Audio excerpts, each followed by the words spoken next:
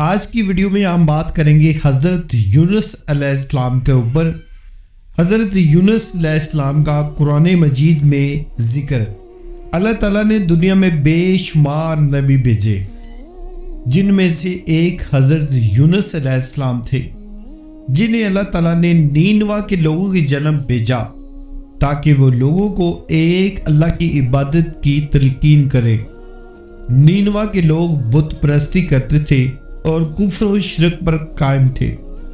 اللہ تعالیٰ نے قرآن مجید میں فرمایا، تو ہوئی ہوتی نہ کوئی بستی کہ ایمان لاتی تو اس کا ایمان کام آتا، ہاں یونس علیہ السلام کی قوم جب ایمان لائے ہم ان سے رسوائی کا عذاب دنیا کی زندگی میں ہٹا دیا اور ایک وقت تک انہیں برتنے دیا۔ حضرت یونس علیہ السلام کی قوم نینوا جو موصول کا علاقہ تھا وہاں رہتے تھے اور کفر و شرک میں مبتلا تھے۔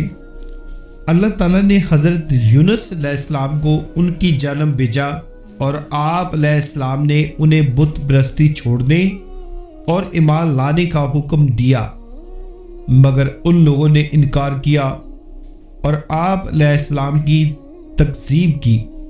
حضرت یونس علیہ السلام نے اللہ تعالیٰ کے حکم پر انہیں عذاب کی خبر دی، تو ان لوگوں نے آپس میں مشورہ کیا کہ آپ علیہ السلام غلط بات نہیں کہتے، اور اگر آپ علیہ السلام رات کو ان کے ہاں رہے تو پھر کوئی اندیشہ نہیں، اور اگر رات یہاں بسر نہ کی تو پھر جان لینا چاہیے کہ عذاب آئے گا۔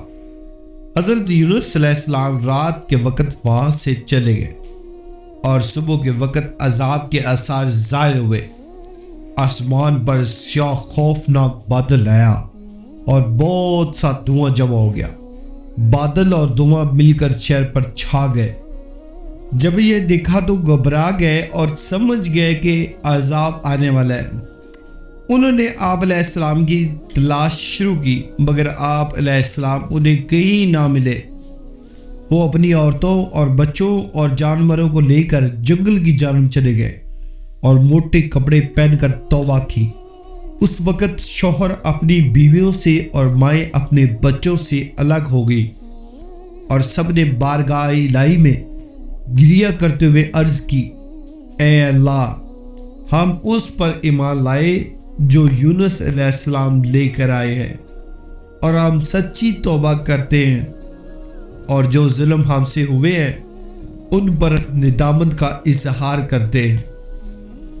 پھر حضرت یونس علیہ السلام کی قوم نے لوگوں کا مال واپس کر دیا، اور ایک پتھر دوسرے کا کسی کی بنیاد میں لگ گیا تھا تو اسے بھی اکھیڑ کر پتھر نکال دیا اور واپس کر دیا تھا، اور اللہ تعالیٰ کی بارگاہ میں اخلاص کے ساتھ مغفرت کی دعائیں کرنے لگے، یہاں تک کہ اللہ تعالیٰ نے ان پر رحم کیا اور ان کی دعائیں قبول کرتے ہوئے عذاب ان سے اٹھا لیا۔